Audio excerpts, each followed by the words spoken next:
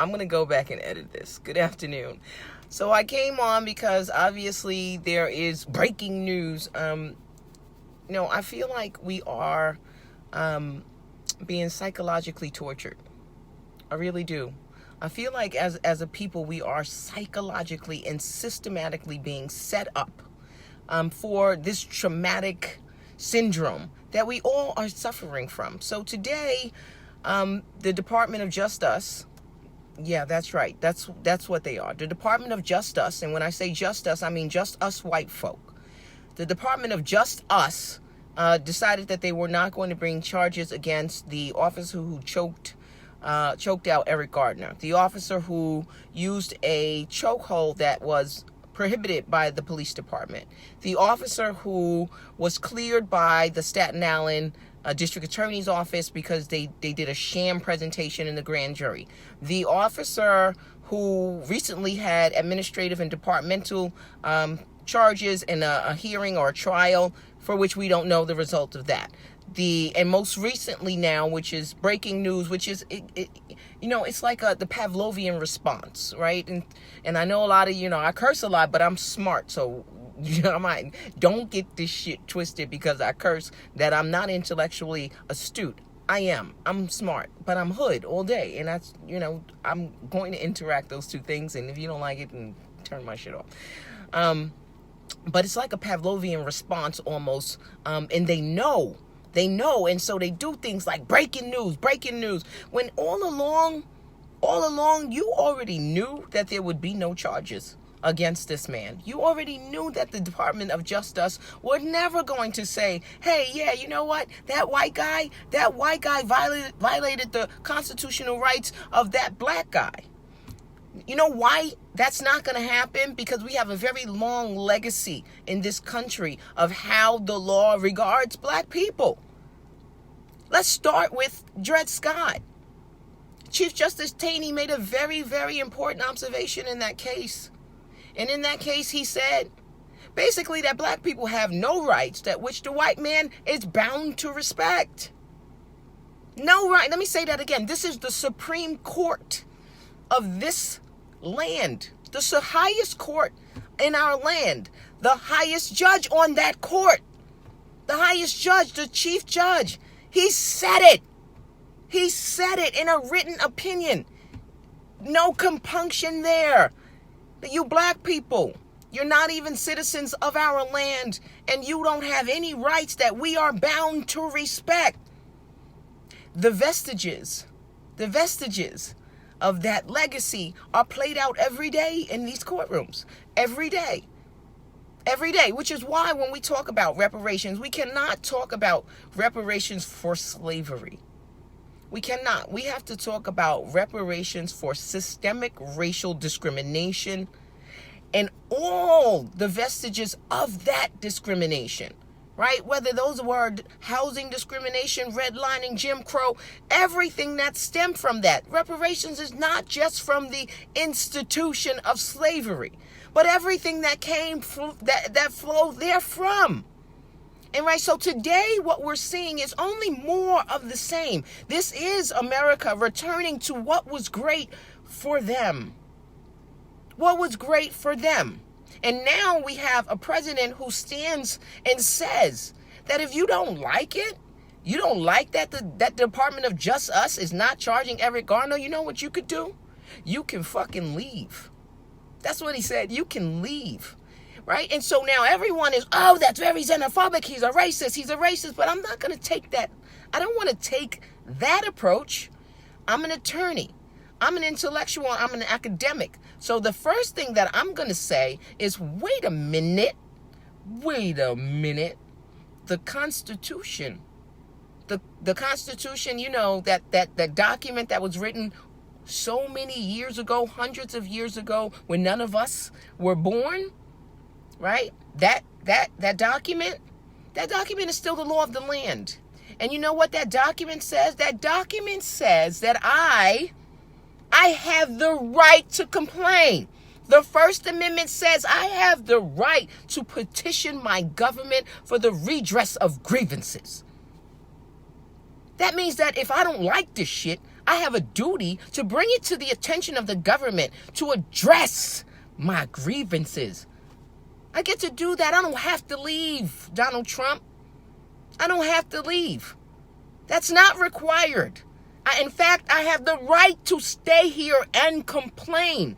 It's built in the law. It's built right into the law. So why are you telling me to leave? So that's the response that we all should have. We should all say, wait, the Constitution says I have the right to complain. Not he's a racist, because we already know that. Why we keep rehashing those facts? We knew he was a racist from the gate, right?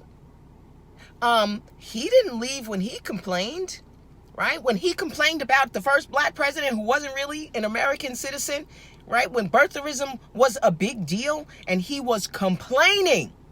He was complaining. He was complaining about so many things that Barack Obama was doing. And nobody said to him, well, you should just leave. You should leave. If you don't like it, you should leave. That's ridiculous, right? Because that's not the option. The option is to exercise your First Amendment right to petition the government for redress of your grievances. And if you use that argument, right? If you use that argument, you also can use it against the same people who are anti-reparations. Those people who say, no, slavery, which is why I say you have to reformulate the reparations argument. But if you are going to make that argument, slavery happened so long ago, I wasn't alive for it. You weren't alive for it. You weren't the result of it. And okay, you want to use that argument? Then stop abiding by the Constitution, because that was written a long time ago and I wasn't here and I didn't participate in writing it. But I have to abide by that, right? Because that's the supreme law of the land. You cannot have it both ways, racist people. You cannot be originalist and constitutionalist and say that this is the founding fathers and this is the bedrock of this country. And you want us to celebrate 1776. But then you, at the very same time, say, well, we can't address slavery because that happened so long ago. Come on, you can't have it both ways. You're talking out both sides of your mouth. And that's crazy. That's crazy. So I came on because I know that people get emotional when they do the breaking news shit. And it's a Pavlovian response. They're trying to get you to be emotional. They're trying to get you to be irrational. They're trying to get you to say, fuck this country, I'm not going to vote. Or do something else drastic and dramatic that is going to ultimately hurt you. It's going to hurt you. And that's what they want. So, again, if you've been following me, I have always said to you, please manage your expectations. From the very beginning of the Eric Garner case, I said there's not going to be anything happening to this police officer. Nothing's going to happen to him. And he's been cleared and been cleared and been cleared and been cleared. And this is an incident that was on video. It was on video, right? And so not even having a video of an incident is not enough. It's not enough to make a white man respect the rights of a black man. I just, I don't know. I'm a lawyer. So I have to go back to the law. I have to go back to what the law says. And I've studied constitutional law, and I've read so many of those cases, civil rights cases, slaughterhouse cases in which the court has said things like, we want to make sure the races are separate because we don't want the mix with the mongrel breed. The courts have said that. This is not commentary from somebody who was in the courtroom at the time. This is not commentary from somebody who was making an observation. This is the words of judges, lawyers, lawmakers, institutionalists, the people who design the laws and how they are going to play out. That's what the history and the legacy is. That's the law. That's the law. And it hasn't changed. It hasn't changed. It hasn't changed. Dred Scott hasn't changed. What Chief Justice Taney said then is still prevalent now. It's still prevalent now. How difficult is it for you as a black person to get white people to respect your shit? Right? No. Because then they say shit like, oh, you're playing the race card. Why does everything have to be about race? Because everything is about race. For me, everything is about race. Every single fucking thing. Everywhere I go, products I use, what I eat, where I work. Always. I'm always conscious of the skin that I'm in. I don't have the liberty of not being conscious of it. I don't have that. I don't know what that's like.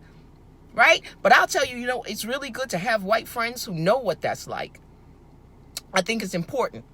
It's important because you need to be able to witness that liberty. You need to be able to witness what that freedom looks like.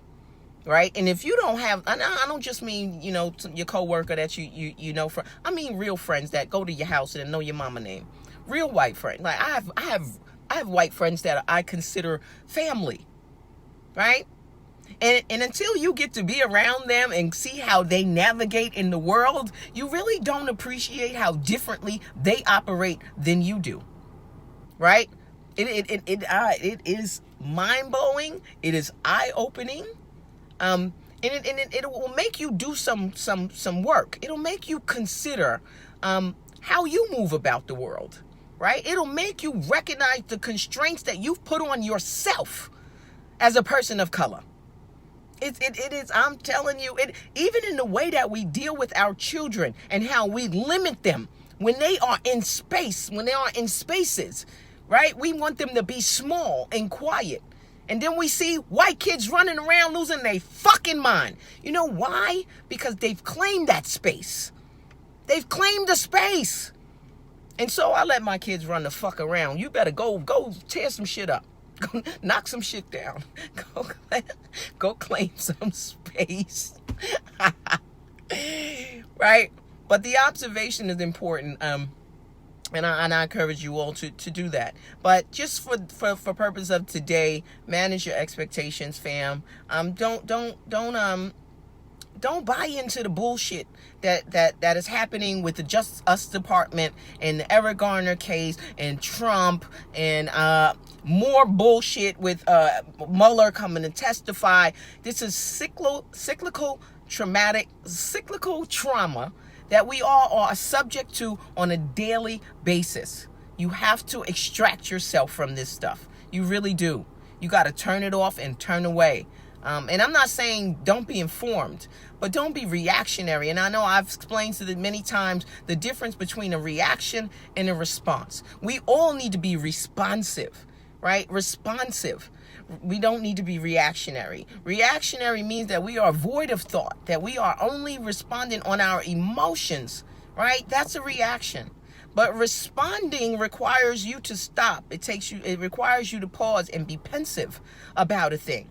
And then, once you have thought that thing through and you have fashioned an appropriate way to respond, that's when you respond. And there's a difference between responding and reacting. And right now, with all of this breaking news and all of these triggering events and all these Pavlovian responses, everyone is reacting. We're all reacting. And I think that we need to respond and not react. So just manage your expectations, fam. Don't feel no kind of way that this cop didn't get charged. This is more of the same. And it's not going to change. Unfortunately, it's not going to change, at least no time soon. And at least no time soon while the powers that be are in that office. And I'm going to tell you this.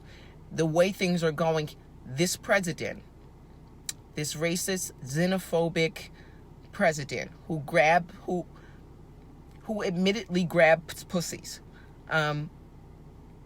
he's going to be reelected. He's going to be reelected because what I think people don't do, I think that oftentimes many people only concern themselves with like-minded individuals, right? And so you have concerned yourself with other people who think he's just a horrible person, and there's no way that he will be reelected. And you have not gone on to see all of the throngs of people who support not only the things he says, but the things that he does. And they support it wholeheartedly. There was a poll on whether or not his go, if you don't like what you see, leave, whether or not that was appropriate, you would be floored. I didn't see anyone on a couple of threads say that it wasn't. Everyone said, yes, it's appropriate. What he said was absolutely right. If you don't like it, leave. Just leave. Just leave. Just leave, because that is the application for black and brown people. That is the application. That if you don't like it, just leave. Right? Even though the Constitution says if you don't like it, you have the right to petition your government for redress of grievances. But, you know, the law is that thing that people tend to pick up when it suits them and ignore when it doesn't. And I refuse to let that happen. I refuse to let that happen. So, yeah, he's going to be reelected. So I'm telling you right now, manage your expectations. Get your shit together. Manage it. Don't be disappointed. This is where we are. This is where we are. And again, I'll tell you another thing. So many of you people say, this is not how it should be. Okay, we do not live in the world as it should be. We don't, because then we would all live on the world. We would all move on the frequency of love, and it'd be great, right? Everybody be altruistic. It'd be utopian, and it'd be great.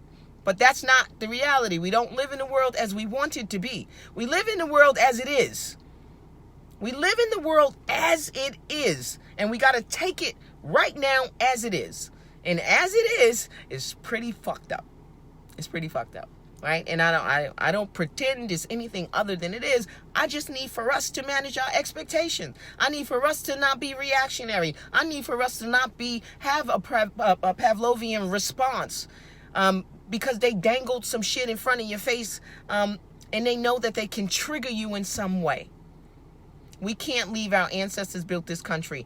Bobby, I respect that, and but we can leave. We don't have an allegiance to this country. We don't. Just because our ancestors built it, they were forced to build it. They didn't come here and say, well, what a great place like Zamunda. Let us build it up. Right? That's not what happened. Somebody gonna be like, why are you making no accents? That's not funny. Whatever, leave me the fuck alone. I got jokes. If I want to do some accents, I'm going to do some accents. But it's not as if our ancestors came here and they found this land and they tilled the land voluntarily and they built it up for us. That's not what happened. That's not what happened. And so I don't feel any allegiance. And in fact, I am tempted to do a GoFundMe to allow the Trump people, all you Trump supporters who say we should leave, put your money where your mouth is. Send me some money. If you all would send me $1 million, that means I need 1 million Trump supporters to give me $1 apiece. I will leave this country, I promise you. Not only will I leave, I'll take some black people with me. That's right. Put your money where your mouth is. Trump and Trump supporters, if you want us to leave, pay us. Give me the money. I'll leave. I have no compunction from leaving a country that says that there are no rights that I have that the white man is bound to respect. Right? Somebody's going to say, well, that was overturned. That's not the law anymore. Only part of that was overturned was that we weren't citizens. Okay? The only part of that was overturned, Dred Scott, was that black people were not citizens. And we became citizens with when they enacted the 14th Amendment. Okay? But the sentiment is still ever present. The sentiment is ever present every day when I walk into every courtroom. That there is the potential that someone in this room will say that you black person that I'm representing or whoever it should be, you don't have any rights that we're bound to respect. You don't. So, yeah, start the fund, DeMichael Fuquan Davis. That's how I feel. Listen, if you don't want me to leave, I'd be so happy to leave. I'd be so happy to go back to Africa. I'd be so happy to repatriate. I'd be so happy to look around and see people who look like me everywhere. I wouldn't even, that would be amazing. So send me my money. Send me my money, fam. Put your money where your mouth is. So, yeah, I'm going to work on that later. Get my GoFundMe started. And let these Trump supporters who really want black people to leave, put your money where your mouth is. All right? Go into your trailers and get them singles, and move over the meth lab shit. Get the money that you've been storing in there. Yes, send me that shit. Send me that shit. Yeah, and then I'll leave. I will happily leave. And I will take a whole lot of people with me. But I need $1 million. 1 million. All right, fam, I gotta go. Manage your expectations, please, y'all. You know, this is where we are. This is where we are. And no, I don't have anything else to say. I really don't. I don't have anything else to say about this topic. Because there's nothing else to be said. Right? The Department of JustUs is showing you who they are. And when people show you who they are, believe them the first time. Okay? Believe them the first time. Yeah, run me my money, TC. That's right. Run me my money. Run me that bread, and I'll be happy to go. I'll be very happy to go. I wish that I could take all of the shit that black people invented with me. Can you imagine that? Can you imagine if we were able to take all of our inventions, all of our patents that were stolen from us? Because, you know, necessity is the mother of invention, right? Think about this for a second.